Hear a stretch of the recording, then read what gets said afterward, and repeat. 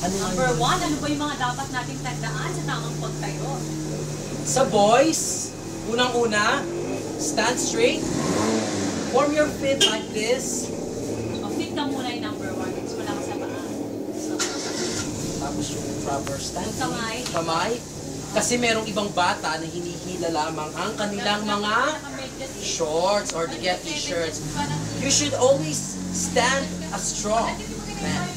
Yan para mo mga ganito. Tapos ang balikat. Ang balikat. Kailan mo bang straight? Yeah. Pull up. Stomach in, chest out.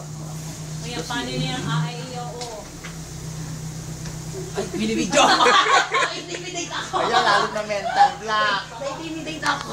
Okay, AIO. Dapat, then maayos ang pagsasalita. Ka. When someone asks you, what is your name? Kasi merong ibang bata, kids na pag tinanong, what is your name? You say what's. What, not what is. What's. What's your name? They say only, Joshua. You should say like this, I am Joshua. With a smile. With a smile. Very good. Okay, ngayon, turuan ko kayo kung paano tama yung buka yung bibig. A, E, I, O, U. Follow after me. Follow after me. A, E, I, O, U. dapat nanggagaling dito. Tatanggalin mo sinsing mo, ha? Yes, Lola. Joker.